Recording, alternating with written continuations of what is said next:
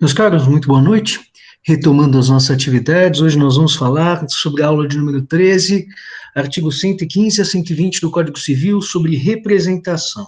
Antes de mais nada, gostaria de pedir desculpas a vocês por ter demorado a entrar no ambiente da sala de aula, mas tinha sido convocada uma espécie de live pelo centro acadêmico, com a participação de 4 professores, também de um funcionário da administração da faculdade, para falar a respeito do último decreto 21655, com grandes impactos no que diz respeito à estrutura financeira da instituição. Fiquei um pouquinho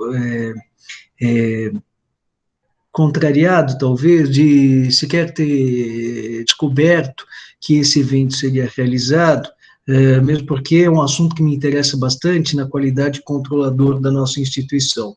Mas tive a ocasião de acompanhar até agora a live, durante a qual se falava a respeito de muitos assuntos importantes, e por isso acabei adentrando a mente na nossa sala de aula com um pouquinho de retardo. Bom, vamos começar falando, então, a propósito desses artigos 115 e 120 do Código Civil, naquilo que eu considero uma das aulas mais importantes, não digo mais importante, mas uma das aulas mais interessantes do curso de primeiro ano como um todo. Para que vocês tenham uma ideia, eu nunca aqui fiz nenhuma espécie de mistério. De todas as aulas do primeiro ano do curso de graduação, a aula que mais me agrada é a aula de número 3, sobre evolução histórica do direito civil brasileiro. Nunca também fiz mistério quanto ao fato de que há alguns anos, logo depois de ter concluído meu doutoramento, eu prestei concurso para professor da Faculdade de Direito da Universidade de São Paulo, para ser professor em dedicação exclusiva à área de História e Direito.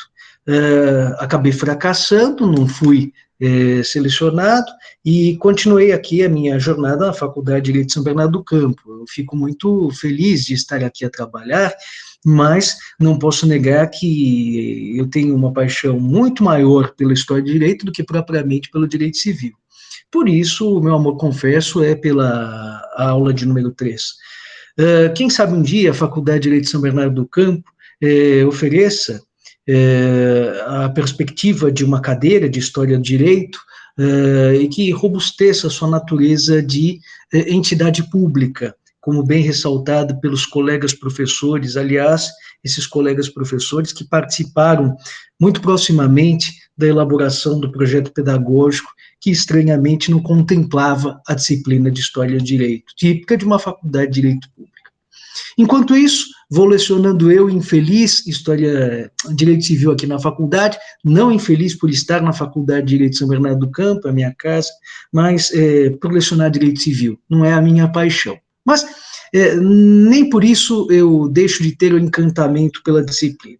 E dentre as 19 aulas restantes, nenhuma delas me fascina mais do que a aula de número 13. E realmente, talvez hoje eu esteja bastante melancólico, meio que entristecido, mas de todas as aulas, a que tem maior imbricação com as pesquisas que eu venho desenvolvendo nos últimos 11 anos é essa aula de número 13, e que não vai passar de um único encontro para ser abordada. Eu vou abordar esses slides da aula de número 13 apenas, e tão somente na noite de hoje, e no próximo encontro que nós vamos ter, eu vou apresentar alguns casos práticos, alguns problemas, de uma forma bastante pouco usual no que diz respeito à nossa disciplina, para que vocês compreendam como o buraco acaba sendo um pouco mais embaixo no que diz respeito a esses artigos. Então vamos começar com a leitura do artigo 115 do Código Civil. Ele estabelece o seguinte: os poderes de representação conferem-se por lei ou pelo interessado. Bom, aqui nós estamos diante de uma metonímia bastante infeliz, porque se fala, bom, os poderes podem ser conferidos por intermédio da lei, naturalmente, mas não pelo interessado, por ato do interessado. Não basta que eu queira que o professor Marcelo Koch seja meu representante para que ele possa ser constituído enquanto tal.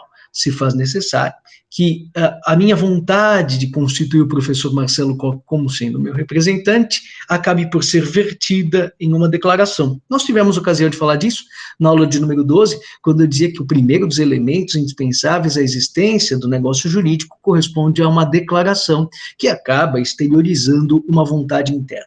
Mas então, aqui, a representação pode ter duas origens, diz o artigo 115, e vai ser examinado no próximo slide, e uma das principais fontes acaba sendo o ato do interessado. Vejam, existem duas modalidades de representação do ponto de vista pragmático. Para que a representação serve?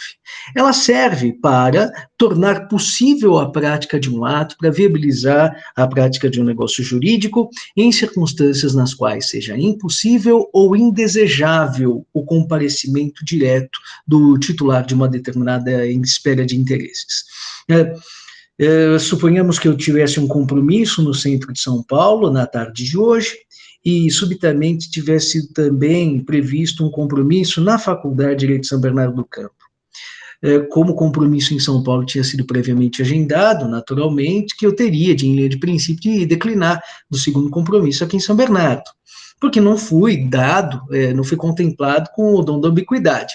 Todavia, o dom da ubiquidade que me falta do ponto de vista fenomênico, às vezes me acaba sendo oferecido e proporcionado graças ao direito. Então, eu escolho um dos compromissos ao qual eu comparecerei pessoalmente, e no que diz respeito ao outro compromisso, ao qual fisicamente eu estou impossibilitado de comparecer, poderá ser atendido graças ao concurso de um meu representante, de um meu procurador. E acabo, então, recrutando o professor Marcelo como sendo meu procurador para que esteja nesse segundo compromisso em meu lugar. Nesse caso, em virtude da impossibilidade física de eu comparecer. Em outros casos, o que existe não é impossibilidade, mas é inconveniência.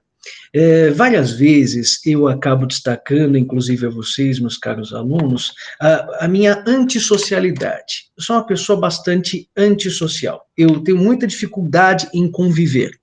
Me é muito custoso, tanto que quando eu entro em sala de aula, a primeira coisa que eu faço é tirar os meus óculos, e as pessoas falam, puxa, mas esse sujeito gostaria de trabalhar sozinho? Não é isso, é que as frustrações do convívio com as demais pessoas, muitas vezes acabam sendo muito maiores do que o bônus derivado dessa mesma convivência.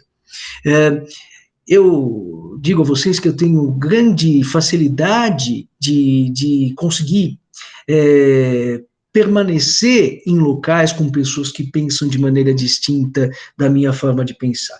Todavia, certas pessoas que são boas, certas pessoas que têm bons valores, apresentam formas de vida que talvez não se mostrem compatíveis com o meu jeito de ser. E por isso, não é que essas pessoas são ruins, mas talvez a elas eu seja um pouco alérgico. E preciso, como medida de própria sobrevivência, me afastar do convívio com essas determinadas pessoas. Então aí o Estevão não deixa de comparecer à reunião na Faculdade de Direito de São Bernardo do Campo, porque não possa comparecer. Às vezes poderia, mas aquele comparecimento, embora possível, me seria extremamente custoso, me seria profundamente desgastante, mesmo porque de determinadas espécies de embates nós não levamos apenas tão somente o momento do embate, mas tudo aquilo que acaba ocorrendo desgastante logo após esse tipo de interlocução. Então, nesse caso, seria possível também que eu lançasse mão de um procurador que fizesse presente o Estevão, pelo menos juridicamente, embora fenomenicamente o Estevão não estivesse presente naquela oportunidade. Então, as duas finalidades práticas da representação estão em tornar viável o comparecimento de um sujeito de direito a uma determinada solenidade, a uma determinada espécie de evento, ao qual ele não poderia comparecer graças a uma impossibilidade física ou, então, graças a uma inconveniência, graças a se considerar estrategicamente mais oportuno, mais adequado que um seu representante ali esteja presente. Muito que bem. Duas modalidades de representação estão apontadas aqui no segundo alvéolo dessa primeira transparência. A primeira delas é a chamada representação direta, a segunda é a chamada representação indireta. Se nós formos aos manuais de direito civil, praticamente que só se falará a respeito da representação direta. Ao passo que, nas minhas pesquisas dos últimos 11 anos, a pesquisa que me interessa, a modalidade representativa que me interessa, é a da representação indireta, que estamos a falar aqui no segundo hífenzinho do segundo alvéolo. E qual a diferença que se pode estabelecer entre essas duas modalidades representativas? A representação direta está caracterizada pelo princípio da exteriorização, pelo princípio da notoriedade e também conhecido pela expressão latina, né? Contemplatio Domini.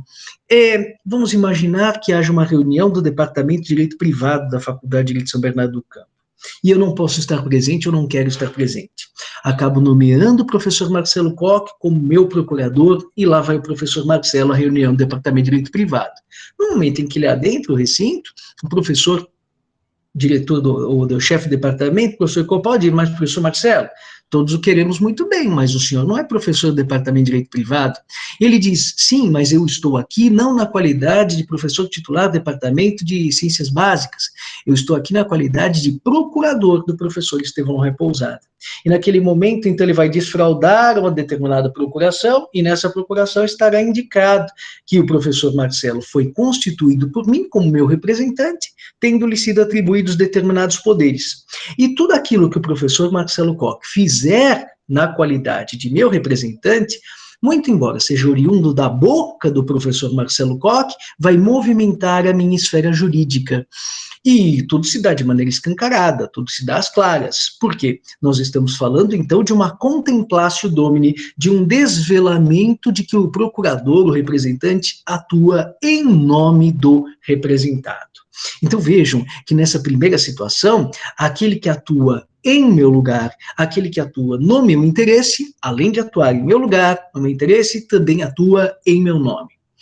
A segunda modalidade representativa, que eu costumo chamar de representação em sentido econômico, ou representação em sentido impróprio, é caracterizada pela chamada interposição de pessoa. E eu já disse a vocês, é a que mais me interessa e acaba tomando as minhas pesquisas nos últimos anos. Há alguns anos, então, lá pelos idos de 2009, comecinho de 2010, eu tinha uma sala na Rua Benjamin Constant, nas proximidades da Faculdade de Direito lá de São Francisco, e eu realizava as minhas pesquisas do doutoramento, também realizava alguns estudos um pouco mais panorâmicos a respeito do direito.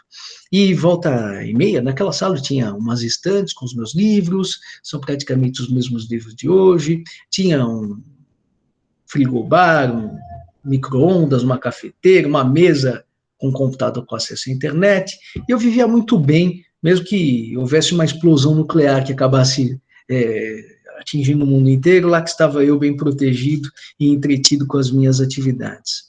Mas volta e meia, no meio do dia, eu precisava descer para tomar um café, para espairecer, para fazer alguma coisa, para depois voltar para a lida. E no final da manhã, normalmente por volta da hora do almoço, eu tirava os meus óculos, tirava a carteira do bolso para não correr nenhum risco, pegava R$10 e colocava no bolso da frente da calça, e sem relógio, ia com o celular, só levava o celular, né, a gente precisa às vezes entrar em contato com o mundo, levava o celular, punha o celular no bolso esquerdo, no bolso direito colocava os R$10 e ia caminhar pelo centro de São Paulo. Aí eu entrava naquelas livrarias de livros usados, os chamados sebos. E com o passar do tempo, a gente acaba se tornando, em certa medida, relativamente conhecido, relativamente próximo dos donos desses sebos. Alguns deles, nossa, são tão próximos a mim, um deles é meu padrinho de casamento.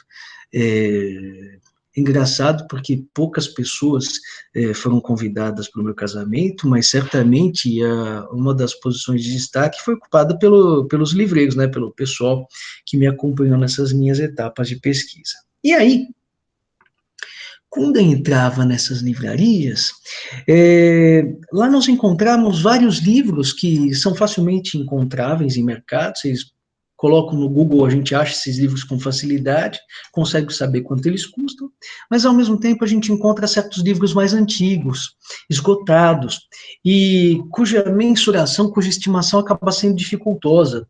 Então, determinada obra, Notas a Melo, né, do Pascoal José de notas a Melo do Manuel de Almeida de Souza de Lobão, uma obra oitocentista que eu tenho na minha biblioteca e cujo valor acaba sendo difícil de se estabelecer. Precisa ser, em certa medida, um especialista para saber se vale 5, se vale 10, se vale 6, se vale 1.000, né? E quando eu entrava nessas livrarias, muitas vezes, os donos dos livros, eles não sabiam quanto que aqueles livros por eles vendidos valiam, porque eram obras esgotadas, né? E eu percebia que no momento em que eu encostava a mão em determinados livros, aquele livro acabava sendo inflacionado. Então, alguma coisa que seria vendida para qualquer pessoa por 10, acabava sendo vendida por 30, por 40, por 50. Exatamente porque era uma pessoa próxima desses livreiros, de alguns me tornei muito amigo, mas de outros, por maior que fosse a estima, a cordialidade, o ambiente de simpatia e educação, mas era uma relação comercial mantida com muitos deles. E exatamente por não se tratar de uma relação de amizade, mas por se tratar de uma relação de cordialidade, mas ao mesmo tempo uma relação comercial, ambas as partes precisavam se precaver. Então, no momento em que eu encostava em determinado livro, eu sabia que aquele livro seria sobrevalorizado. Por isso que eu ia ao sebo sem carteira, para não correr o risco de fazer alguma espécie de compra precipitada. Aí eu saía de lá, o livreiro X, que não era meu amigo, não tem nada contra, mas não era meu amigo, aí ele dizia assim, mas você não vai levar nada hoje, meu rapaz? Eu falava, não, hoje eu não vou levar nada, não. Tô sem dinheiro, tá complicada a minha vida. E começava a chorar as pitangas. No que eu saía de lá, pegava meu telefone celular e ligava para minha irmã. Aí falava para ela, Thalita, faz uma gentileza para mim, vá à livraria tal, que fica em tal lugar, quando te sobrar tempo, e na terceira estante da esquerda para a direita, quarta prateleira de baixo para cima, você vai ver que tem vários livros. O quinto livro se chama Tal, e é de tal autor. Compre esse livro para mim. E no momento em que ela comparecia à livraria de livros usados, aquele livro que me seria vendido por 50, para ela era vendido por 10. Poxa, professor, você prejudicava o livreiro? Não prejudicava, porque no final das contas ele tinha comprado aquele livro por 1. O negócio de venda de livros usados é um dos poucos negócios em que praticamente todos acabam tirando vantagem. O único que não tira vantagem foi o morto, que deixou aquela biblioteca para os seus herdeiros. Mas para os herdeiros é uma vantagem, porque eles se livram de uns livros imundos, velhos, né, encarquidos, mal cheirosos. Para o livreiro é ótimo, porque ele consegue tirar valor daquilo que parecia um conjunto de papéis desprovidos de maior serventia, e para o adquirente dessas lojas de livros usados, claro, nós estamos aí diante de alguns achados, né, então realmente acaba sendo benéfico para todos. Então não é que eu prejudicava, simplesmente eu impedia que houvesse uma sobrevalorização exagerada daquele livro à custa da minha situação de vulnerabilidade, do meu interesse específico por aquela obra. Nesse momento em que minha irmã comprava o livro para mim, será que ela desfraudava uma procuração e dizia, estou em nome de Estevão Repousada? Obviamente que não. Se ela fizesse isso, como o professor Marcelo Koch faz na reunião de departamento, nós estaríamos diante de um princípio de exteriorização, notoriedade, contemplasse o dono. Ela se portaria de maneira desvelada, como sendo minha representante, mas daí automaticamente o preço que era 10 iria subir a 50 novamente.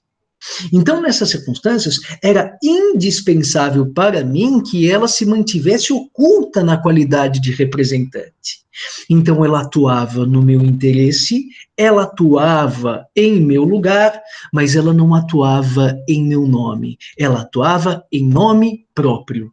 Nesse caso, estamos diante de uma interposição de pessoa, que em alguns casos pode ser considerada lícita, que em alguns outros casos pode ser considerada ilícita. Nas hipóteses de ilicitude, nós vamos nos debruçar com uma figura já conhecida de vocês, já apresentada por mim, a simulação, mas já conhecida de vocês pelo nome que se dá no direito brasileiro, uma brincadeira que se faz com uma fruta, né, se chama de laranja, o sujeito que acaba sendo interposto. É aquilo que os franceses chamam de prétenome, os italianos chamam de prestanome e os portugueses chamam de testa de ferro, quando existe alguma sorte de ilicitude. E aí sim, e nesses casos a interposição de pessoa acabará sendo proibida pelo sistema jurídico.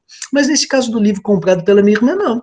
Existe uma interposição de pessoa exclusivamente para que o livreiro não se locuplete excessivamente à custa da minha necessidade. Essa segunda modalidade de representação, chamada de representação imprópria em sentido econômico, ou mais especificamente chamada de representação indireta, É aquela que me parece mais rica, é aquela que me parece merecedora de grande atenção nos últimos tempos, é aquela a qual eu tenho devotado os últimos 10 anos das minhas pesquisas. É dela que nós vamos falar? Não, porque eu não estou aqui num bate-papo com vocês a respeito do como o direito estudado pelo Estevam lhe parece interessante. Não, nós estamos aqui para falar daquilo que interessa a vocês. E aquilo que interessa a vocês, alunos de primeiro ano, é a representação direta, disciplinada nos artigos 115 a 120 do Código Civil. Apenas eu faço esse esclarecimento, porque quando nós analisamos os artigos 115 a 120, a gente pensa que está tendo uma visão completa do fenômeno representativo, quando, na verdade, nós estamos simplesmente observando uma das modalidades representativas, importantíssima, a representação direta, mas estamos deixando de lado para que, noutra oportunidade, no segundo ano do curso de graduação, vocês tenham oportunidade e ocasião de estudarem a outra modalidade representativa, chamada de interposição de pessoa ou representação indireta, tá? É importante também observar, como destacarei no final da nossa conversa, que a disciplina e o conteúdo da representação direta vem comumente atrelado a um tipo contratual talvez já conhecido de vocês.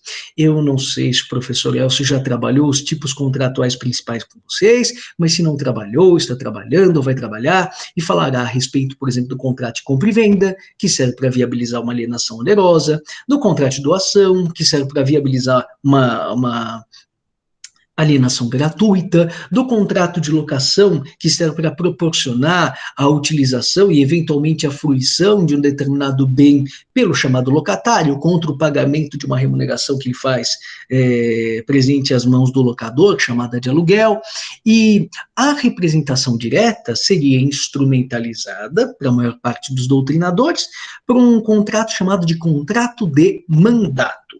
Então, vocês falarão com o professor Elcio, em direito romano, do mandato, que vem de mandare, em latim manus dare, dar as mãos, e por meio desse contrato de incumbência ou confiança, não no direito romano, mas no direito contemporâneo se tem viabilizado o exercício da representação direta. Quando alguém está impossibilitado de comparecer a alguma determinada solenidade, quando alguém não tem interesse em gerir determinados interesses por si próprio e considera conveniente que esses direitos, esses interesses venham a ser geridos por outra pessoa, lança-se mão não apenas da representação indireta, da representação direta, mas de uma representação direta instrumentada em uma procuração, negócio de outorga de poderes de representação, e um contrato chamado de mandato.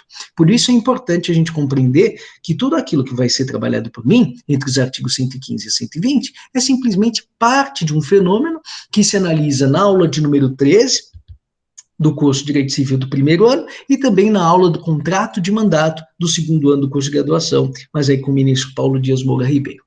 Bom, vamos então ao artigo 115, cuja primeira leitura já foi por mim feita, mas agora vai ser analisado de uma maneira um pouco mais detida. Está dito aqui, os poderes de representação conferem-se por lei ou pelo interessado. Aqui nós temos a chamada representação, de um lado, autônoma, e de outro lado, a representação heterônoma. A representação heterônoma é a chamada representação legal. Ela acaba sendo criada, acaba sendo forjada em bases inteiramente legais. É o caso, por exemplo, dos genitores, que acabam sendo representantes dos seus filhos incapazes, é o caso dos tutores, dos curadores. A origem da sua representação é a lei, e os limites de sua atuação acabam sendo definidos também na lei. Por isso, nós falamos em heteronomos, ou seja, a normatização, a fonte de investidura e de delimitação dos poderes do representante, vem de fora do próprio círculo representante e representado. Ao passo que, na procuração, nós vamos verificar que é o próprio representado que escolhe o seu representante. Às vezes a gente acaba sendo favorecido por um representante legal propício. Então, eu não posso reclamar em nenhum momento dos meus genitores. Adoro meu pai, adoro minha mãe, e enquanto representantes responsáveis pela gestão do meu patrimônio, sempre se portaram da melhor forma possível. Mas isso nem sempre acontece. e no que diz respeito aos representantes legais, eles não são dados por lei. É lógico que se comportarem abusivamente, o poder que lhes é dado também lhes pode ser subtraído, naturalmente, mas eles não acabam sendo designados pelo próprio representado e os limites desses poderes não acabam sendo delimitados pelo representado. No caso da procuração, não. Nós decidimos quem será o nosso procurador e nós temos a possibilidade de atribuir a ele poderes maiores ou menores de acordo com a nossa conveniência e de acordo também com a confiança que nós temos nessas pessoas. A meu ver, tanto os representantes legais quanto também os representantes negociais, em ambos os casos, eles estão a exercer um munus. Esta palavra munus consta da primeira linha do segundo alvéolo. Eu não sei se vocês já tiveram oportunidade de falar em munus com o professor Elcio, com a professora Poliana, com os professores do primeiro ano do curso de graduação. Munus é um poder, sim, mas não é só um poder, é um poder-dever. Pergunto a vocês, eu, Estevão, tenho o poder de reprovar os meus alunos? Sim ou não? Tenho. Mas eu tenho o poder de reprovar os meus alunos simplesmente para prejudicá-los, porque não gosto da forma como eles acabam se comportando em sala de aula? Não, eu só posso reprovar os meus alunos se eles demonstrarem que não estão dominando o conteúdo da minha matéria de maneira suficiente para que possam progredir para Direito Civil 2. Ou seja, esse poder que me é dado pela Faculdade de Direito de São Bernardo do Campo é um poder funcional, é um poder e é um dever ao mesmo tempo. Se o aluno não tem capacidade de progredir para o segundo ano, eu não tenho apenas o poder, mas eu tenho o dever de reprová-lo, de retê-lo, mas em seu próprio benefício, e em última análise também em benefício da própria instituição. Acho que fica evidente. Mas não posso exercitar esses poderes para satisfazer as ações, os meus recalques. Não, todo exercício desses poderes deve estar caracterizado, secundado pelo atendimento do interesse mais importante naquele cenário, que é o interesse do próprio aluno. E, claro, em segundo plano, o interesse da instituição. Da mesma forma, no que diz respeito à administração dos bens de um incapaz. É claro que os genitores acabam sendo os responsáveis por excelência pela gestão dos bens de um incapaz. E eles, no exercício, o significado de representação direta do negócio. Claro, Matheus, eu explico sim no final da aula, um minutinho só, tá? No que diz respeito, então, a esse poder que os genitores têm sobre os bens que integram o patrimônio dos incapazes, eles podem manusear esse patrimônio, mas não no seu próprio interesse. O representante fez algumas despesas, então agora ele precisa saldar suas contas, então ele toma dinheiro do representado. Exatamente por isso, em certa medida, eu concordo plenamente com alguns dos meus colegas que se manifestaram nessa live, de que é bastante preocupante quando a administração direta visa dinheiros da autarquia, Faculdade de Direito de São Bernardo do Campo, para satisfazer as suas próprias obrigações. Nisso, não acho que exista discordância alguma. Deve o representante exercitar esses poderes sempre tendo em vista a primazia absoluta da figura do representado, a primazia absoluta no caso da criança, no caso do adolescente. Muito que bem. E exatamente porque não se trata de um poder livre, se trata de um poder funcional, se trata de um munus, de um poder-dever, que não pode ser mal utilizado sob pena da caracterização de algum abuso, o representante só se desvincula dessa gestão no momento, não em que os seus poderes faltam, mas no momento em que os atos por eles praticados, no exercício desses poderes, acabam sendo adequadamente fiscalizados pela autoridade competente. Vamos imaginar que um relativamente incapaz tenha completado 18 anos. Todos aqueles atos que tinham sido praticados desde a época em que ele era absolutamente incapaz, perpassando pelos atos praticados durante o período em que ele foi considerado como relativamente incapaz, contando agora com a assistência, todos esses atos precisarão ser submetidos a uma averiguação quanto às contas prestadas pelo tutor ou pelo curador a respeito dos negócios praticados em nome do pupilo ou ao lado do curatelado.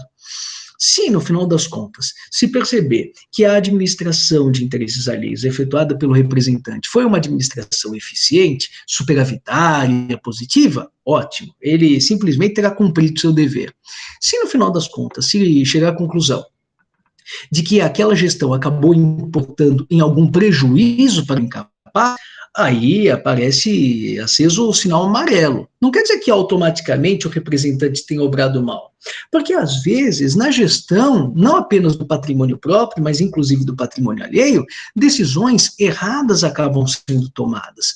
Mas desde que não tenha havido culpa, desde que não tenha havido dolo, em linha de princípio, aquelas contas acabarão sendo aprovadas. Agora, no momento em que um representante, no momento em que um assistente acaba auxiliando ou gerindo o patrimônio de outra pessoa, e esse patrimônio acaba sendo desfalcado graças à culpa, negligência, imprudência, imperícia, a inobservância do dever do cuidado objetivo, ou graças à intenção de causação de prejuízo a outrem, a caracterização do dolo, nesse caso, pode haver responsabilização do representante. Por quê? Porque não utilizou bem, não exercitou bem o seu poder-dever, não exercitou de maneira satisfatória o seu poder funcional, o seu chamado munus. E, nessas circunstâncias, o seu próprio patrimônio pessoal do representante estará exposto a ser agredido para que os prejuízos experimentados pelo representado venham a ser comatados, venham a ser reparados adequadamente. Então, nessas circunstâncias, só se libera o representante do vínculo que mantém com o representado no momento em que as contas prestadas acabam sendo consideradas regulares e aprovadas. Então, logo aprovadas, aí, praticamente, o representante está desvinculado. Quanto às espécies de representantes, nós vamos encontrar, de um lado, os representantes legais, de outro lado, os representantes judiciais e, finalmente, os representantes negociais. Representantes legais são aqueles investidos por força de lei e que encontram na lei uma delimitação dos poderes de sua respectiva atuação. Aqui eu acabo apresentando a vocês algumas espécies: os pais, os genitores, os tutores e os curadores que atuam junto aos absoluta ou relativamente incapazes, respectivamente, o administrador da coisa comum, no caso do condomínio ordinário, o síndico, no caso do condomínio por planos horizontais, condomínio de apartamentos, representantes judiciais, que são aqueles que acabam, em última análise, encontrando na lei os limites da sua atuação, mas que acabam sendo investidos graças a um ato praticado por um magistrado, e, inclusive, os magistrados podem dosar, na medida do interesse gerido, as responsabilidades, os direitos, os deveres, as garantias desses representantes. Aqui eu menciono o inventariante, no que diz respeito a gestão dos interesses voltados ao patrimônio de alguém que acabou falecendo, e o administrador judicial, de acordo com a Lei 11.105 de 2005, 11.101 de 2005, que é a lei de falências, tanto na falência como na recuperação judicial e na recuperação extrajudicial. Como eu disse a vocês, maiores os interesses envolvidos, maiores serão necessariamente os poderes, os deveres, as responsabilidades e, eventualmente, as garantias que deverão ser prestadas pelo representante. E representantes negociais são aqueles vinculados à chamada representação autônoma, de que eu falava no slide imediatamente anterior. São aqueles que acabam sendo recrutados pelo próprio principal, com a finalidade de que possam, pessoas então de confiança do principal, manipular o seu patrimônio ou dirigir os seus interesses com uma certa liberdade. Aqui, é importante nós fazermos uma ressalva de ordem terminológica. Um autor muito seguido por mim, desde o primeiro encontro que nós tivemos, Francisco Cavalcante Pontes de Miranda, ele costuma falar que os órgãos das pessoas jurídicas, os diretores de uma determinada pessoa jurídica de direito privado ou público, os sócios de uma determinada sociedade, eles não seriam representantes da pessoa jurídica, mas seriam verdadeiros presentantes. E por que isso verificaria? Bom, porque eu não consigo dar minha aula para vocês se eu não tiver minha boca para poder interagir com vocês. Ah, mas se eu estivesse com uns paradrapozinhos, às vezes fazendo algum gesto, mas eu precisaria dos meus órgãos para conseguisse entrar em comunicação com vocês. Não consigo fazer telepatia ainda. Da mesma forma, a pessoa jurídica só consegue se pronunciar, interagir diante de terceiros por meio dos seus sócios, por meio dos seus diretores, por meio dos seus órgãos de representação. Eis aí a questão terminológica. Para Pontes de Miranda, como é imprescindível a atuação dos diretores, dos sócios, para que a pessoa jurídica se faça presente a qualquer ato, esses elementos de atuação necessária, esses órgãos não representariam, mas eles representariam a pessoa jurídica. Agora, se a pessoa jurídica vai litigar em autos de um determinado processo, é claro que muito provavelmente o diretor da pessoa jurídica, o sócio, vai contratar um advogado e vai outorgar a esse advogado poderes para que esse advogado emita uma manifestação de vontade em nome da pessoa jurídica. Mas, como a participação desse advogado não é indispensável para que a pessoa jurídica se pronuncie, nesse caso nós não falamos em presentação, nós falamos em representação. Os órgãos, eles apresentam a pessoa jurídica porque eles são indispensáveis, eles são necessários, são imprescindíveis para que a pessoa jurídica se manifeste e percuta a esfera jurídica alheia. No que diz respeito, todavia, aos representantes, muito embora desempenhem um papel muito significativo, eles não são imprescindíveis para esse trajeto. Há que se destacar ainda que a representação pode estar vinculada não apenas ao contrato de mandato, mas a outras espécies de contratações que vocês estudaram em direito romano, estão estudando em direito romano, vão estudar em direito romano ou em direito das obrigações no ano que vem.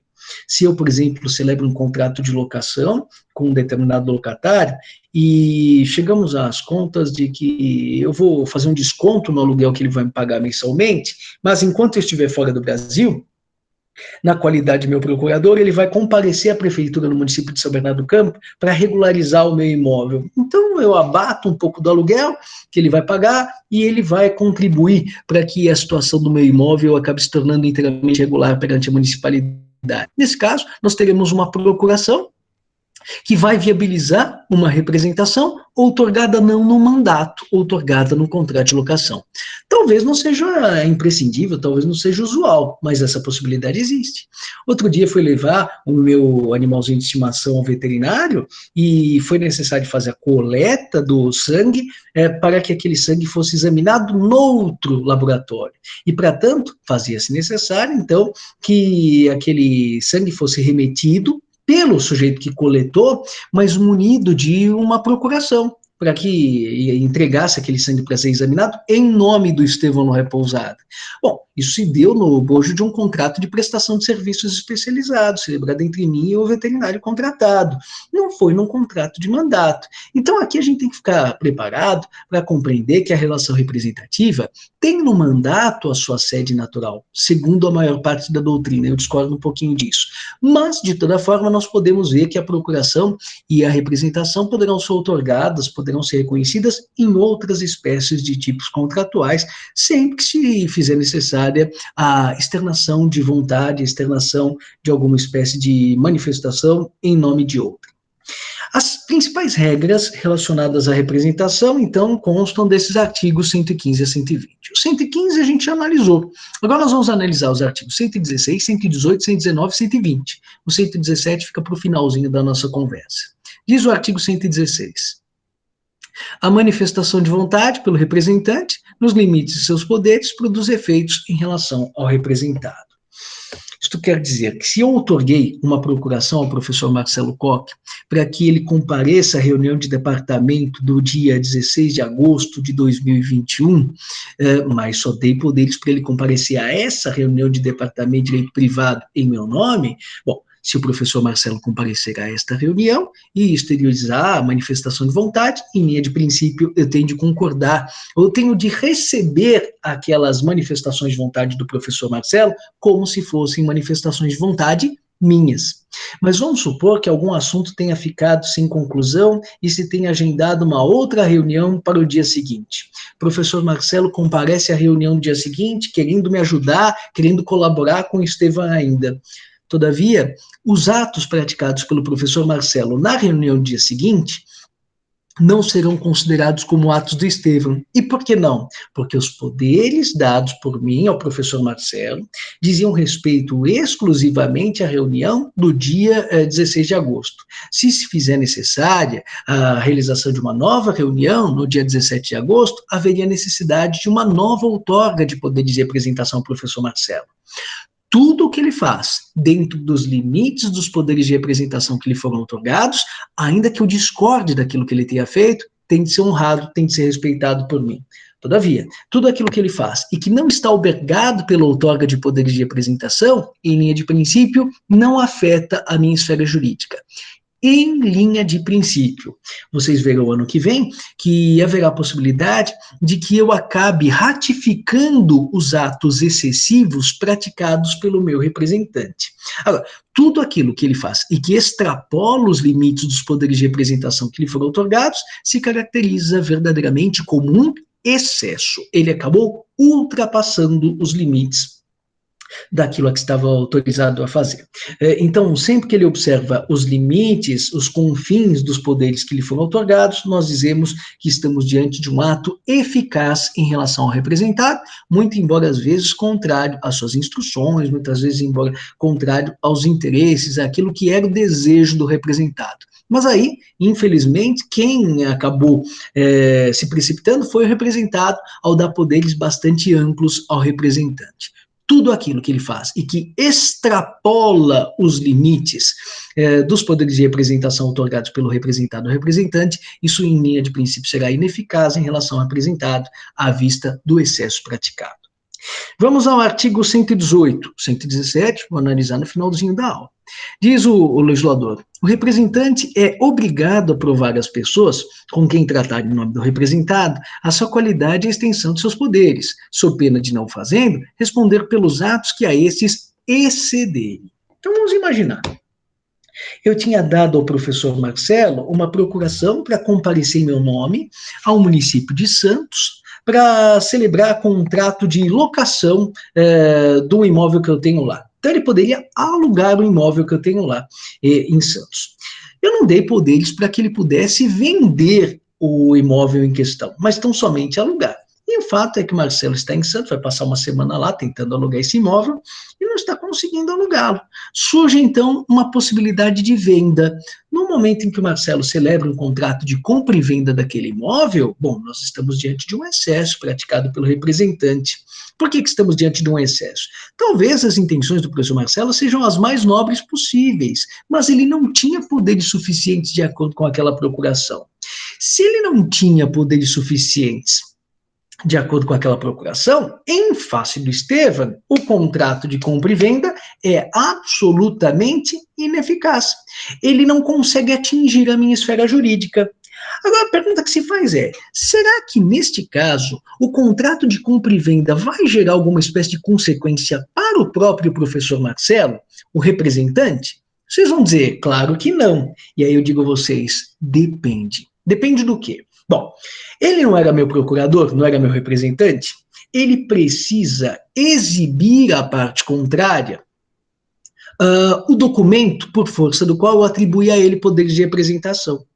Então, ali, analisando a procuração, a parte contrária perceberia que o professor Marcelo não tinha poderes para vender, mas tinha poderes tão somente para alugar. E se ainda assim ele concordasse em assinar, a parte contrária, concordasse em assinar com o professor Marcelo um contrato de compra e venda, seria na expectativa de que o Marcelo conseguisse me sensibilizar a concordar, então, com um ato que não tinha sido autorizado em linha de princípio. E aí, nessas circunstâncias, até que houvesse ratificação do Estevam, a compra e venda não me vincularia, e o Marcelo teria feito a sua parte, teria sido absolutamente leal, transparente, probo, e teria exibido a parte contrária que ele não tinha poderes suficientes para vender, tinha poderes tão somente para alugar, mas que buscaria, efetivamente, a outorga dos poderes necessários por quem de direito, no caso, pelo futuro vendedor, o Estevam. Ocorre que se o professor Marcelo não exibir essa procuração para a parte contrária, e se ele não conseguir me sensibilizar a concordar com aquela venda em lugar da simples locação, sabe quem vai ter que suportar os prejuízos da frustração da parte contrária quando a venda não se concretizar? O próprio professor Marcelo. E por quê? Porque, neste caso, quando os poderes dados pelo representado ou representante não são suficientes, em caso de excesso, quando o representante ultrapassa os limites dos poderes que lhe tinham sido confiados pelo representado, se o representado não honra aquela manifestação em excesso por meio de uma ratificação, quem vai ter de honrar aquela manifestação de vontade será o próprio representante. Puxa, professor, ele funciona como uma espécie de fiador, não por vontade própria, viu? Porque não se trata de uma manifestação de vontade dele, dizendo, olha, eu garanto que se o Estevão não vender, eu vou dar um jeito de te proporcionar esse imóvel que você está buscando. Não, não é isso.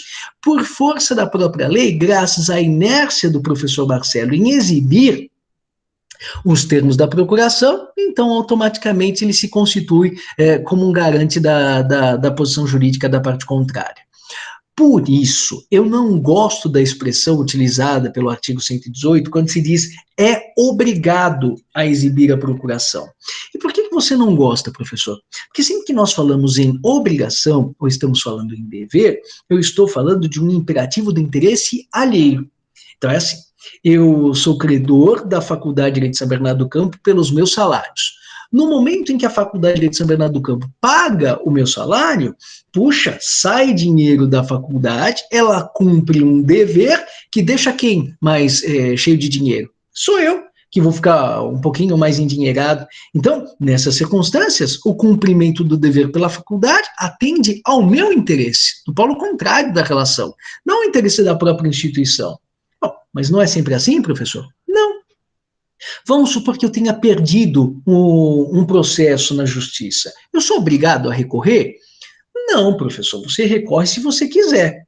Então, nessas circunstâncias, quando eu recorro, se for do meu interesse, só que com a ressalva, né? Se eu não recorrer, as chances da minha situação melhorar sozinha são nenhumas. São absolutamente nulas. Tem exceção, se for a fazenda pública ou tal, do exame necessário, mas tirando-se essas situações absolutamente excepcionais, se eu não recorro, a chance da minha situação melhorar é zero. Ela pode até piorar, porque se a parte contrária não ficou feliz o suficiente com a sentença que lhe foi favorável, e que é uma sentença ainda mais favorável, ela pode recorrer, o recurso dela pode ser provido, e a minha situação pode até piorar mais. Mas se eu não recorro, a minha situação não melhora.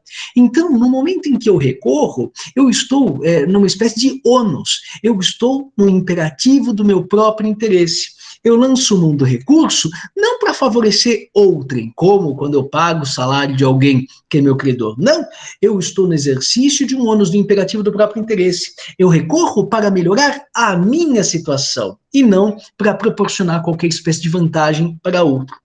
Por isso, a meu ver, quando o representante desfrauda a procuração e exibe a procuração para terceiros, ele não está fazendo isso para atender os interesses dos terceiros. Porque se ele não fizer isso, os interesses dos terceiros estarão protegidos. Ou porque o representado vai concordar em ratificar o excesso, ou porque vai haver a responsabilidade do próprio representante. Quando ele exibe aquela procuração, ele cumpre um ônus, porque se ele não fizesse isso, o patrimônio dele é que, em última análise, responderia na hipótese de excesso que não tenha sido ratificado pelo representado. Só que no momento em que ele exibe os termos da procuração, ele está dizendo de maneira implícita, olha, se aquilo que estiver sendo praticado não estiver cobertado pelos poderes da representação, você conte com uma ratificação do representado, mas eu, representante, não me responsabilizo. Então percebam que não é um ato de generosidade, não é um ato de graciosidade, é um imperativo do próprio interesse, a exibição dos termos da procuração pelo representante ao terceiro, sob pena dele vir a ser responsabilizado por eventual excesso. Então, por isso eu não gosto dessa expressão, é obrigado. Vamos ao artigo 119. Aqui está dito. É anulável o negócio concluído pelo representante em conflito de interesses com o representado, se tal fato era ou devia ser do conhecimento de quem com aquele tratou. Diz o parágrafo único. É de 180 dias a contar da conclusão do negócio da cessação da incapacidade, o prazo de decadência para pleitear-se a anulação prevista nesse artigo. Bom, vamos imaginar que eu tenha dado ao professor Marcelo Koch poderes para celebrar um contrato de locação lá em Santos, mas agora o Estevão vai ser o locatário, não vai ser o locador. Então aí eu falo, Marcelo, eu queria que você fosse a Santos, por gentileza, e alugasse um imóvel para mim. Então, estou dando aqui uma procuração, você pode alugar qualquer imóvel em Santos no meu interesse. Só que daí, eu converso com o professor Marcelo Koch e indico para ele, eu aponto, eu individualizo o imóvel que eu quero que ele alugue. E o professor Marcelo, bem intencionado, vai a Santos e acaba alugando, mas não aquele imóvel que tinha sido por mim indicado para ele, mas um outro imóvel localizado na mesma cidade. Mas é que ele considera que o outro imóvel é muito mais aprazível, muito mais agradável do que o primeiro imóvel. Nessas circunstâncias, percebam que o ato do professor Marcelo contraria as instruções que eu tinha dado a ele. No entanto, acaba esse ato respeitando os limites dos poderes de representação constantes da procuração. Na procuração, eu tinha dado poderes para o professor Marcelo celebrar contrato de locação quanto a qualquer imóvel situado na comarca de Santos. E o fato é, ele acabou celebrando o contrato de locação tendo por objeto um imóvel situado na comarca de Santos, mas não aquele que tinha sido indicado por mim a ele, em instruções que não constavam da procuração, constavam de uma comunicação que tinha feito a ele, uma mensagem de WhatsApp, uma reunião informal, sabe-se lá como. Neste caso, se o professor Marcelo celebra um contrato de locação de um outro imóvel, em linha de princípio, como os limites da procuração tinham sido respeitados, eu vou ter de honrar aquela locação celebrada pelo professor Marcelo. Ah, mas eu vou ficar contente com ele? Não, vou ficar furioso com o professor. E depois falar, ô Marcelo, mas puxa vida, eu tinha te falado para alugar o imóvel X e você me aluga o imóvel Y.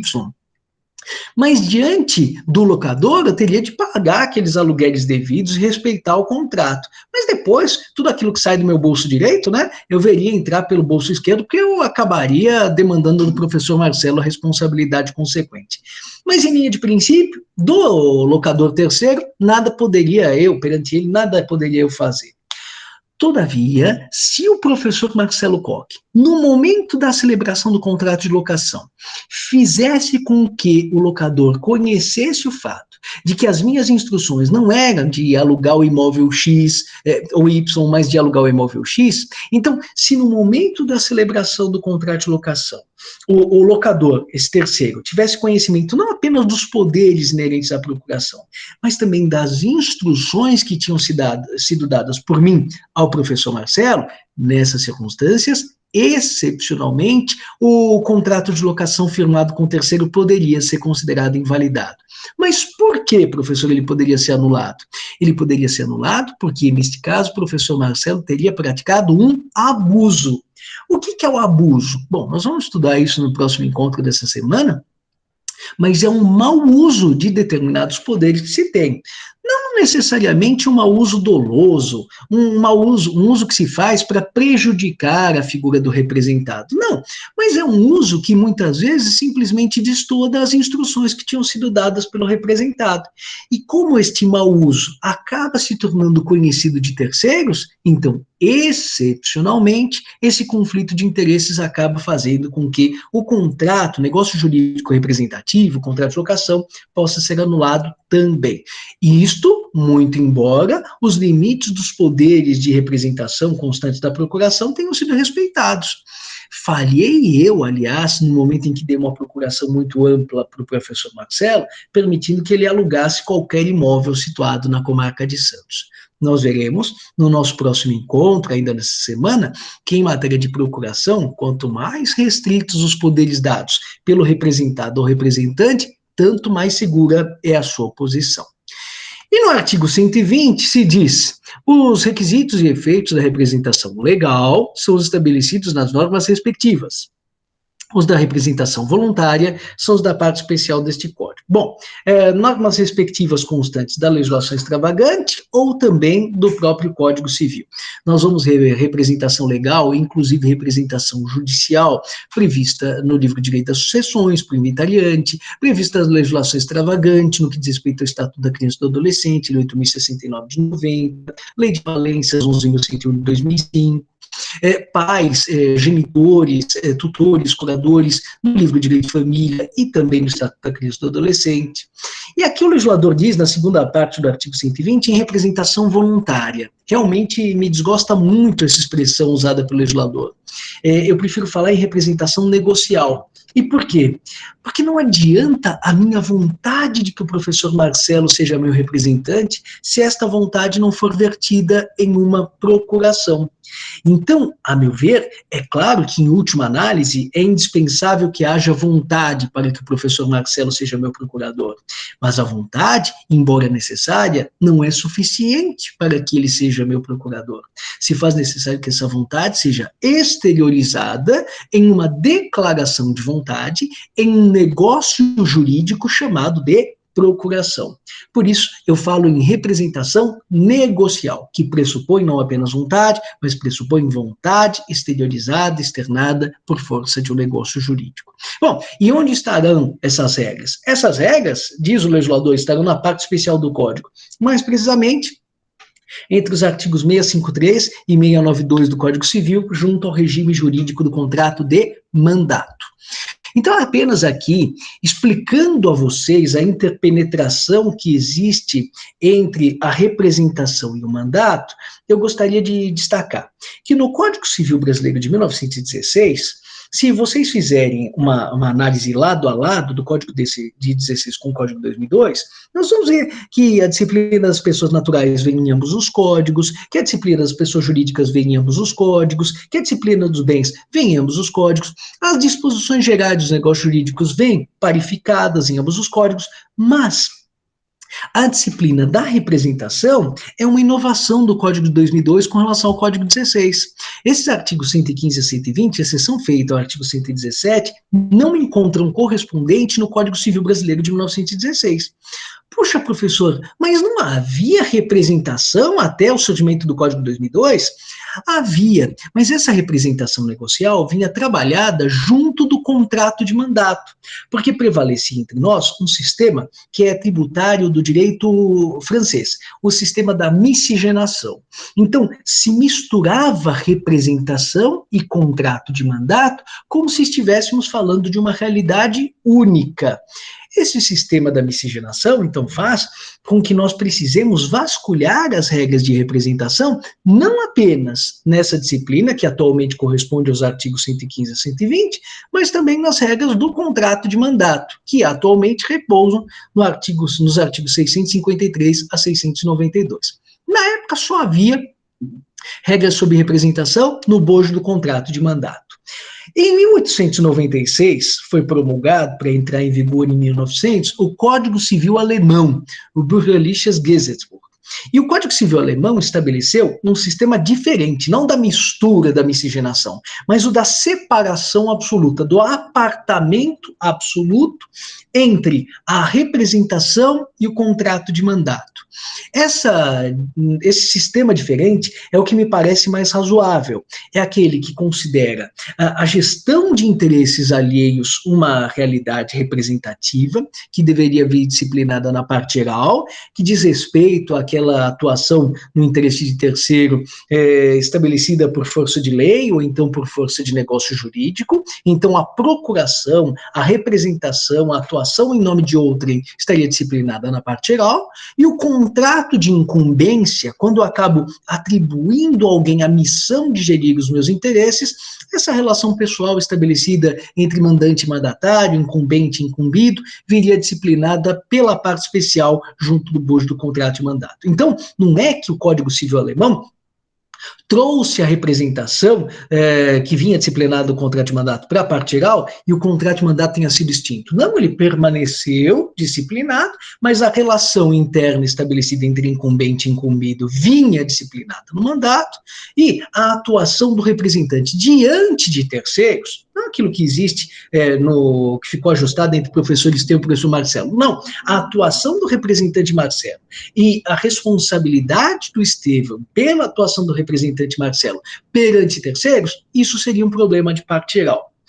Professor, e entre esses dois modelos, da separação absoluta, alemão, e o modelo da miscigenação francês, que tinha sido seguido pelo Código Brasileiro de 1916, qual foi o modelo acolhido pelo Código Civil de 2002? Não foi um e nem outro. Foi o chamado sistema da separação relativa. Então, nós vamos ver que realmente existem algumas 6 regras sobre representação na parte geral do Código Civil, sendo que a última delas, na sua parte final, faz remissão expressa à existência de outras regras sobre representação constantes da parte especial do Código Civil, e mais especificamente a propósito do contrato de mandato. Tanto isto é verdade, que eu diria a vocês que, chutando-se baixo, para 90% dos doutrinadores brasileiros da atualidade, o contrato de mandato serve para viabilizar a representação. A ratio essendi, a razão de ser, a nota típica, causa-função, assim como o contrato de compra e venda serve para viabilizar uma alienação onerosa, o contrato de doação serve para viabilizar uma alienação gratuita, o contrato de locação serve para viabilizar o exercício de determinadas prerrogativas inerentes ao domínio contra o pagamento de uma determinada importância, o chamado aluguel. O para que serviria o contrato de mandato? Para a maioria da doutrina, diria que 90% dos doutrinadores, deles infelizmente eu discordo, o contrato de mandato serviria para galvanizar a representação voluntária. Tá bom? Eu vou trabalhar daqui a alguns instantinhos as dúvidas, deixa eu só encerrar a análise com o artigo 117 do Código Civil. O que estabelece o artigo 117? Salvo se o permitir a lei ou representado, é anulável o negócio jurídico que o representante, no seu interesse ou por conta de outrem, celebrar consigo mesmo. E diz o parágrafo único: para esse efeito, tem-se como celebrado pelo representante o negócio realizado por aquele em quem os poderes houverem sido subestabelecidos. Bom, aqui nós temos uma figura muito polêmica, trabalhada pelo direito italiano com o nome de contrato con se medesimo, o contrato consigo mesmo, trabalhado também pelo direito português e, por força dessa influência, acabou repicando aqui e chegando ao nosso Código Civil de 2002. O grande problema é que aqui nós vamos encontrar, no primeiro alvéolo dessa transparência penúltima, 3 hipóteses de contrato consigo mesmo. Na doutrina, se costuma considerar como contrato consigo mesmo apenas e tão somente as hipóteses A e B, e que para mim não são verdadeiros contratos consigo mesmo. A última hipótese, a C, é que para mim é um contrato consigo mesmo, mas a doutrina normalmente sequer se refere a ela. Então vou tentar explicar do que estamos a tratar. Primeiro, vamos imaginar que o Estevam queira vender um determinado imóvel por 100 mil reais. E vamos supor que eu não tenha condições de eu mesmo procurar um comprador. Aí eu acabo nomeando o professor Marcelo Koch como sendo o meu procurador para vender esse imóvel situado em Santos por 100 mil reais. E vamos supor que o professor Rui Coppola Júnior, meu querido amigo, queira comprar o imóvel também por um valor de 100 mil reais lá em Santos. E olha, eu e o Rui não nos conversamos, se soubéssemos, né, já teríamos celebrado a compra e venda. E o Rui também está muito ocupado e acabou atribuindo a alguém a missão de comprar esse imóvel. Atribuiu a quem a missão? Ao professor Marcelo Koch. Vejam que, nesse caso, quem vai celebrar o contrato de compra e venda? Será o professor Marcelo, seja na posição de vendedor, seja na posição de comprador. Ou, melhor dizendo, na posição de representante do vendedor e na posição de representante do comprador. Então, aí nós chegaríamos àquela situação. Eu não sei se vocês assistiram aquele episódio do Chaves, em que ele está na barraquinha de churros. Então ele fica dos dois lados, lá no tabelionato, e é o Marcelo que diz vendo, e é o Marcelo que diz compro. Vocês vão olhar e falar, mas que situação patética, é o mesmo sujeito que diz vendo e compro. Mas isso do ponto de vista fenomênico. Do ponto de vista jurídico, quando o Marcelo diz vendo, não é ele que está tendo seu patrimônio movimentado. O patrimônio movimentado é do vendedor Estevam. E quando ele diz compro, não é o patrimônio dele que está sendo movimentado, incorporando aquele novo bem. Não, quem está adquirindo novo bem é o professor Rui Coppola Júnior, naquele caso, representado pelo professor Marcelo Koch. Exatamente porque nós estamos numa faculdade de Direito e não numa faculdade voltada àquilo que ocorre no plano do ser, é que para mim não existe um contrato consigo mesmo aí. Porque embora nós estejamos diante da presença e da participação do mesmo representante, como representante do vendedor e como representante do comprador, os representados é que acabam tendo seu patrimônio jurídico movimentado. E os representados aqui acabam sendo bem distintos, vendedor Estevam e comprador Rui Coppola Júnior.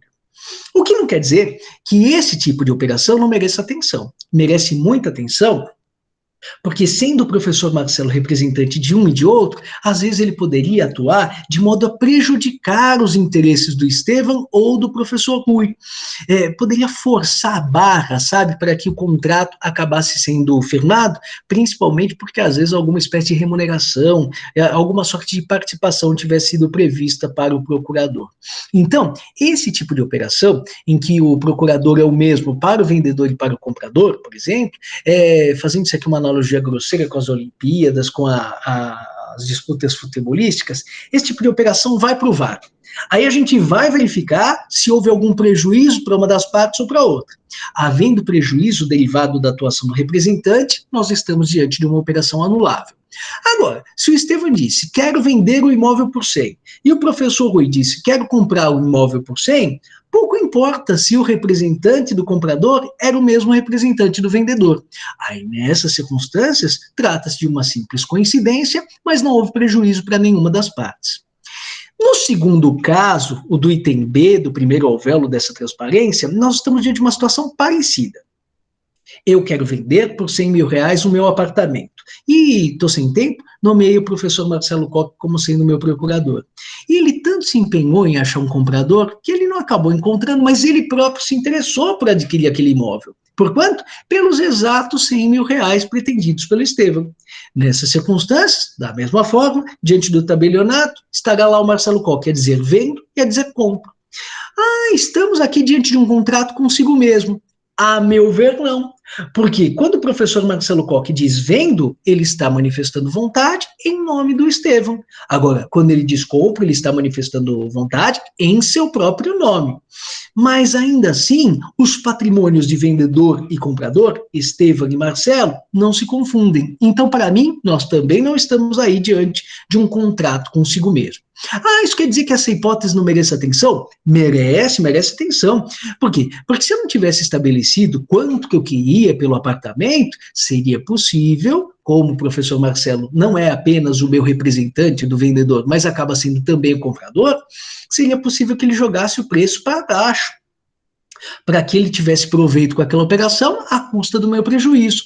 Por isso, essa segunda hipótese, que para mim não é um contrato consigo mesmo, mas ela também muito justamente vai provar. A gente vai verificar se realmente o Marcelo se aproveitou daquela situação para oferir uma vantagem à custa do meu prejuízo. Agora, se eu tinha dito que quero vender por 100 mil e ele acabou vendendo por 100 mil, e por acaso o comprador era ele próprio, não houve conflito de interesses, não houve prejuízo para mim, e a operação será considerada como válida. Se ele aproveitou-se dessas circunstâncias, aí, nesse caso, a operação poderá ser considerada anulável. O contrato consigo mesmo, a meu ver, existe na hipótese do artigo 693 do Código Civil, o chamado contrato de comissão. Então, às vezes, a pessoa precisa vender o comissário daqueles produtos de beleza, ele precisa vender tantos shampoos até o final do mês para conseguir atingir a meta e ganhar um prêmio, uma viagem para Acapulco com todas as despesas pagas. Precisa vender 100 shampoos. Aí ele só vendeu 98, precisa vender os 2 finais. Aí ele fala, Estevão, você não quer comprar shampoo? Eu falo, não quero, eu tô ficando careca, eu não tenho mais dinheiro. Ele falou, não, mas me ajuda, eu tô precisando bater minha meta, hoje é o último dia, já vendi 98, faltam 2 para conseguir vender 100, e eu consegui minha viagem para Acapulco com todas as despesas pagas. Eu falo, olha, eu posso, quando muito, comprar mais um. E aí eu vou ficar torcendo para você conseguir vender o último. Aí o sujeito vende os 99 e ele fica pensando, faltam 15 minutos para acabar o prazo dele. Puxa, mas não tem mais nenhum infeliz para quem eu consiga vender esse 100º shampoo? Quando então ele tem a brilhante ideia. Quer saber? Sabe quem vai comprar esse produto? Eu mesmo, porque eu estou tão acostumado a vender que eu cheguei à conclusão de que é um produto excelente. Então, ele emite um pedido e ele próprio acaba sendo adquirente de si próprio. Puxa, professor, mas para quê? Para colocar o seu patrimônio como vendedor e comprador, numa hipótese absolutamente cerebrina, teorética? Não, ele acaba celebrando um contrato consigo mesmo para que ele consiga atingir a meta. Então tem que ter alguma espécie de finalidade, né, nesse tipo de operação. Esse caso, em que nós temos juridicamente o mesmo patrimônio, tanto no polo do vendedor quanto no polo do comprador, a meu ver, corresponde a uma hipótese de autêntico contrato consigo mesmo, diferente dessas hipóteses que tinham sido mencionadas por mim nos itens A e B do primeiro alvéolo. Bom, de toda forma, malgrado essas críticas que eu faço de que não se trataria de contrato consigo mesmo, tanto no item A quanto no item B, é possível que haja, sim, conflito de interesses, quando o representante força a barra para que o contrato seja celebrado, o chamado negócio jurídico representativo, ou então quando ele acaba, em certa medida, se prevalecendo da confiança depositada pelo representado para tirar alguma vantagem à custa do prejuízo experimentado pelo representado. Por isso, nessas circunstâncias, É muito importante que essa operação seja analisada criteriosamente, de perto, para que se verifique se algum prejuízo acabou sendo praticado, causado à figura do representado à custa dessa espécie de abuso de confiança. Não tendo havido abuso de confiança, então não haverá nenhuma espécie de anulação decorrente, anulabilidade decorrente. O Matheus me perguntava, professor, o senhor pode repetir o significado da representação direta negocial? Claro, a representação negocial é aquela derivada de negócio jurídico, não é derivada da lei. E a representação direta corresponde àquela em que o representante atua não apenas em lugar, no interesse, mas também em nome do representado. Então, nós poderíamos dizer que a representação direta negocial corresponde à situação na qual nós temos um representante que foi recrutado, que foi escolhido, que tem seus poderes estabelecidos por força de um negócio jurídico unilateral, chamado de procuração, então é uma representação de origem negocial, e na qual o representante atua não apenas no interesse, não apenas em lugar, mas inclusive em nome do representado. Volta à carga. Existe uma outra modalidade representativa que não acaba sendo tão explorada assim pelos professores de direito civil, pelos manuais, chamada de representação indireta, negocial também, mas que me parece bastante interessante. E eu vou tentar trabalhá-la incidentalmente com vocês no nosso próximo encontro. Espero que tenha ficado um pouquinho mais claro. Aí o Matheus pergunta, mas qual a diferença entre procuração e representação? A pergunta, não, Matheus, a sua pergunta não é nem um pouco boba, e eu tive a oportunidade de escrever uma tese de 420 páginas para explicar a diferença entre procuração, mandato e representação. A meu ver, mas eu teria a oportunidade de explicar isso a vocês no nosso próximo encontro, o mandato é o contrato de incumbência, por meio do qual o incumbente recruta o incumbido de sua confiança. A procuração é o instrumento de outorga de poderes de representação. Então, imaginem só, o professor Marcelo acaba sendo por mim designado para estar numa reunião do Departamento de Direito Privado na tarde de hoje. Eu outorgo a ele uma procuração na hora do almoço. E aí, quando eu estou a caminho de São Paulo, aquele meu compromisso em São Paulo acaba sendo cancelado.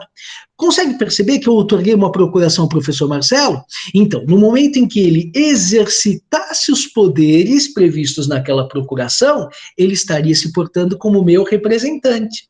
No entanto, como meu compromisso em São Paulo foi cancelado, volto eu para São Bernardo do Campo e, malgrado tenha outorgado o professor Marcelo uma procuração, ele não precisa exercitar os poderes de representação, porque eu próprio acabo assumindo a gestão dos meus interesses. Então, a procuração é um instrumento que viabiliza o exercício da representação negocial. Quando os poderes contidos na procuração são utilizados, nós temos a representação negocial implementada.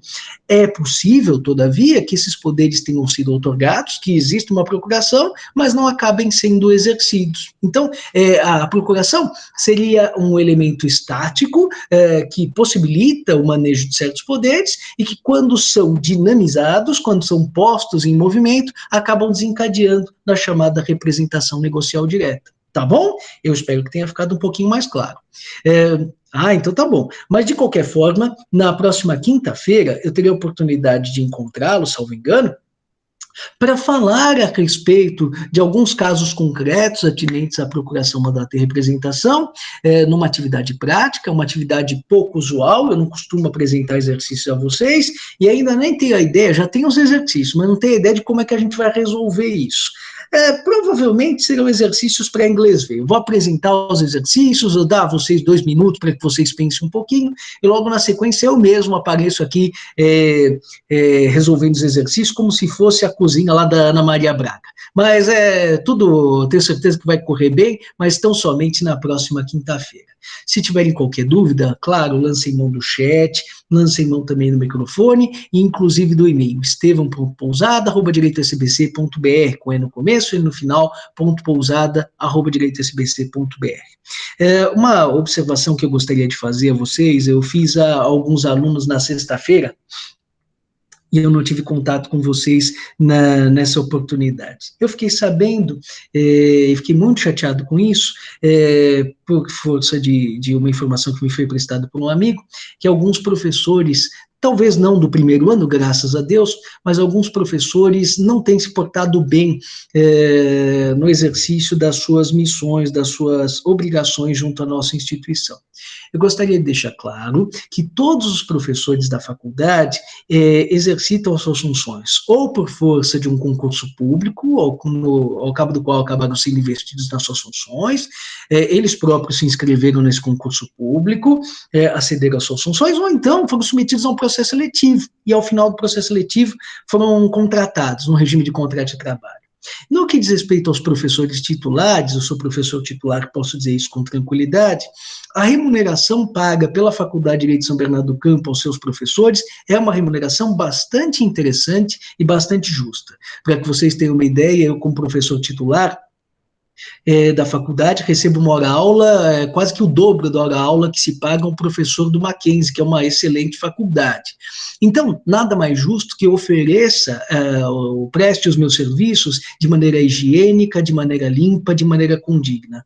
Nós estamos no ano de 2021, portanto, aulas que são utilizadas no ano de 2021 só podem pertencer ao ano de 2021. Eu tenho aulas do ano 2020 que foram gravadas com conteúdo muito similar a esse, mas por uma questão de higiene, por uma questão de respeito ao patrimônio público, por uma questão de respeito aos próprios alunos, é indispensável que todos os professores cumpram a sua missão de maneira absolutamente comprometida, de maneira absolutamente correta, de maneira irrepreensível. Se algum professor estiver descontente com o salário que está recebendo, isso é absolutamente natural que eventualmente aconteça, cada um tem um padrão de vida diferente, para mim o salário que a faculdade me paga é muito razoável, mas a pessoa está automaticamente liberada para procurar uma nova colocação, uma nova posição profissional. Todos nós devemos ter a liberdade de buscar alçar novos voos. Só não podemos, no exercício de determinados mundos, de determinados poderes funcionais, de determinadas missões, praticar abusos. Não podemos aqui deixar de cumprir as nossas missões com o esmero necessário, com o comprometimento necessário. Caso contrário, é verdade, os professores, assim como todos os servidores públicos, contam com a estabilidade, mas também contam com a perspectiva de um processo administrativo disciplinar que venha a ser conduzido de maneira bastante republicana, de maneira bastante constitucional, com garantia de contraditório e de ampla defesa, mas que ao final das contas redunde na responsabilização daquele que eventualmente não está cumprindo o seu serviço, não está honrando os seus deveres da maneira apropriada. Então, aqui, pelo que eu fiquei sabendo, isso não tem atingido o primeiro ano, eu espero que não tenha atingido o primeiro ano, mas se por algum acaso atingiu, eu peço, e agora não como professor, mas como momentâneo controlador da faculdade, demandem a coordenação de graduação, demandem a direção, demandem a controladoria da Faculdade de Direito de São Bernardo do Campo para que seja apurada a responsabilidade desses profissionais que não têm se portado de maneira adequada com relação à nossa instituição. Os senhores pagam a mensalidade de vocês e aquilo que pagam justifica que efetivamente tenham acesso a um ensino de primeira qualidade, de primeira grandeza. Todas as semanas eu gravo as minhas aulas e coloco essas aulas à disposição no Google Classroom. Infelizmente, graças a algumas demandas de alguns alunos, eu não tenho deixado para colocar essas aulas, essas gravações, tão somente nos 45 do segundo tempo, lá no final da noite de sexta-feira, como eu havia prometido. Eu tenho colocado antes, porque alguns alunos falam, professor, se possível, coloque e disponibilize as gravações antes. Mas a existência dessas gravações e o fato de eu disponibilizá-las no Google Classroom não faz com que eu tenha a limpidez e a tranquilidade de consciência de simplesmente apertar um botão Enter e deixar uma gravação passando para que os alunos da quarta, da quinta ou da sexta-feira venham acompanhar uma aula gravada em lugar da aula presencial. Se vocês quiserem fazer qualquer pergunta, façam a pergunta. Estou eu aqui ao vivo, com aula gravada ou sem aula gravada, mas tentando fazer com que o dinheiro de vocês seja respeitado e com que as expectativas da população de São Bernardo, não estou falando do paço municipal, não estou falando de Câmara dos Vereadores, não estou falando do diretor, não estou falando dos meus colegas docentes, estou falando a expectativa dos alunos e, sobretudo, da municipalidade, da população municipal, continue ainda sendo honrada e justificando a existência dessa faculdade, que já tem 57 anos em via de se completar e vai ainda subsistir por outros tantos 57 anos. Então, exijam serviço público de qualidade de todos os seus professores. Não é gentileza de minha parte, não é bondade de minha parte, é dever do professor. Dever do professor não é só aparecer em live, não é só fazer pronunciamento público, é dar uma aula de qualidade. Não tem que ter, a meu ver, eu não sou apenas um professor, não tem que ter disciplina de correção de percurso. Acreditem, conversem com os alunos que são os antecessores de vocês, os veteranos de vocês. A aula que vocês estão tendo comigo é num formato diferente, à distância, com esta porcaria de caixa de plástico. Mas o conteúdo, linha a linha, respiros, vírgulas, tudo que vocês estão tendo, infelizmente, nesse formato diferente, é exatamente a mesma coisa que os alunos tiveram nos anos antecedentes. Nós não podemos utilizar a pandemia, nós não podemos utilizar essas circunstâncias anormais para justificar um ensino de qualidade inferior. É por isso que eu não entendo a existência de disciplinas de correção de percurso. Não, o professor não tem salvo-conduto para dar uma aula inferior à do ensino presencial. É um modo diferente, tão somente, mas o conteúdo tem que ser absolutamente o mesmo, em profundidade, em comprometimento e engajamento. Deve-se exigir o engajamento e comprometimento dos alunos? Sem dúvida alguma. Mas, em primeiro lugar, os professores precisam dar um exemplo. Afinal, são os professores da instituição. Um grande abraço a todos vocês, peço desculpas aqui pelo desabafo e nos vemos na próxima quinta-feira com os aspectos práticos relacionados à procuração, ao mandato e à representação. Uma boa noite a todos e até mais, pessoal. Tchau, tchau. Boa noite. Boa noite, professor. Obrigada.